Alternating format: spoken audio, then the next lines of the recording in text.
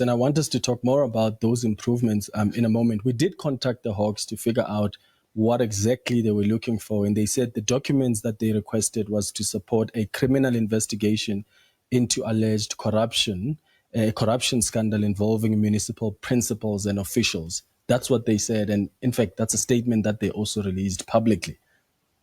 Were you not aware of that? Welcome back to Heads Up SA. Today we are unpacking a heated exchange between Polokwane Mayor John Mpie and journalist Clement Manyathela on SABC's Face the Nation.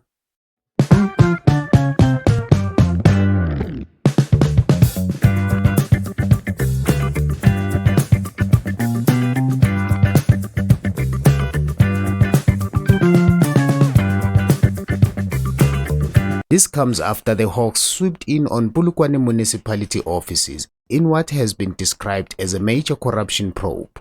Municipal principals and officials, there are allegations by some concerned residents and political parties, and they've pointed fingers at the executive mayor, they've pointed fingers at the municipal manager as well. The duo allegedly benefited from millions of rands in the awarding of tenders at the municipality. Yes. Let's start with clarifying what the Hawks were doing at your offices that week, because I saw in your statement that was released, you said that there was no raid at the municipality by the Hawks, but the statement that they had released seems to suggest that they conducted an operation and seized some documents. According to Mpie, this is part of what he calls an audit process, and he insists that his administration has nothing to hide.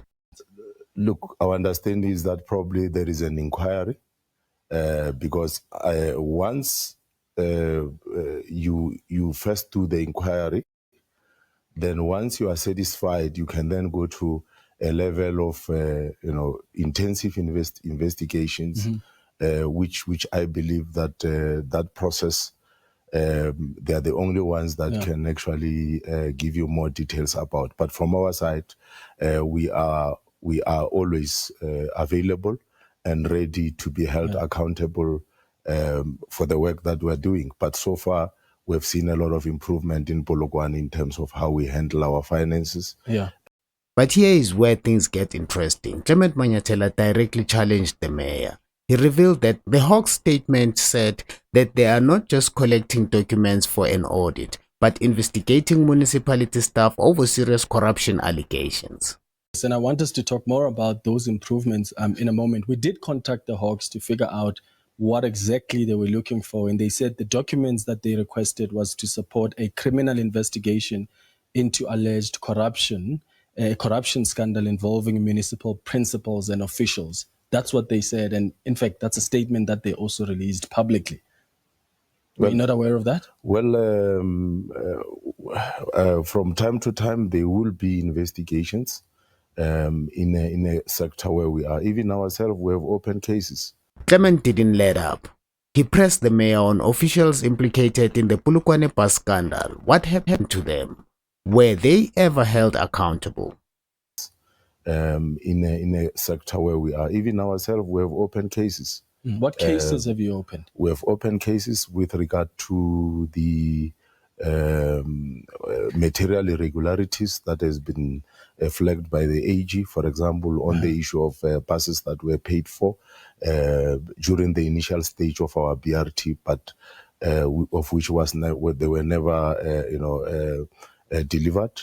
But as you know, from each and every audit season, if there is any material irregularity, now the law compels us as well to investigate first. Upon investigation, submit such a report with the view to open a case, for further investigation, probably even to recover the money that we would have lost. Please just remind our viewers what happened with the issue of buses. So, is this an instance where money was paid to purchase buses, but those buses were not delivered? Yes. In delivering the buses, there are quite a number of buses that were delivered, but there were outstanding buses that have not been delivered to the value of about 16 million rand, which we opened a case with the Hawks. So from time to time, if you've got a complaint about the mayor, you go to the Hawks. they will open a file, Yeah. which is called the inquiry, and they will investigate. Whether it's against any official, they will investigate. Even ourselves, we are obliged to do so, to communicate from time to time with law enforcement agencies. I mean, 16 million rand is a lot of money. A lot of Paying for buses that are not delivered is quite wild. What happened to, who was responsible for that process? Are they still employed? Because there are two separate processes here. You can go to the police and get them to investigate, but you have a responsibility as the head of the administration of the municipality to make sure people who are involved in this transaction are held accountable. So how have you held them accountable? There were consequence management processes. There are quite a number of officials, as you are aware, and directors who left the municipality when we started this process of investigation. And now, as you know, those who are internal will be disciplined. There are a number of people who have been, fired from the municipality because of wrongdoing. But I'm talking about specifically the specifically bus for the are issue the people of the that buses. have been fired? Yeah, they are people who have been charged, including the then director who resigned. But like what we're doing now is to say, if you resign, it's not the end. We will then approach law enforcement agencies for further investigation, because you are no longer within our employ, but you are not above the law at the end of the day. So that's what we are doing with some of the cases. We've got a number of investigations that we have instituted where, for example, overtime, where people were claiming overtime for work not done. And for that, we have also taken action again. So quite a number of issues. Are there other people, though, that are still in the system at the municipality who are involved in this transaction, the buses, who are still working for the municipality right now? Those who have been flagged, all of them have left. Okay. By our investigations. Where was the municipal manager here when this transaction took place? Obviously, this is a new municipal manager that we employed afterwards. Okay. What processes have you put in place to try and avoid a scenario like that happening again? Well, as you know, we have also employed the right people. We have now a total of 4 qualified chartered accountants for Polokwane, which means that both the chief financial officer, the deputy chief financial officer, and managers are required as well to have the highest qualification in accounting.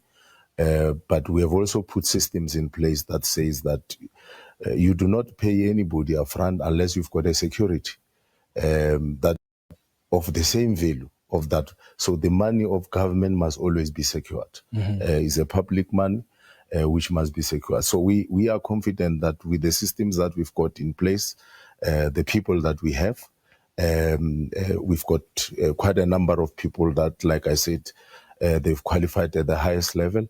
The municipalities grow.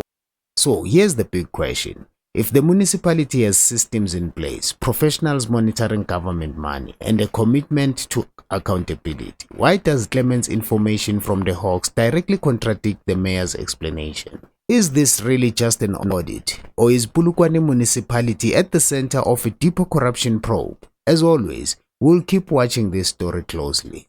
This is Heads Up SA. Don't forget to like, subscribe, and hit the bell so you never miss an update on South Africa's biggest political stories. Keep your heads up, SA.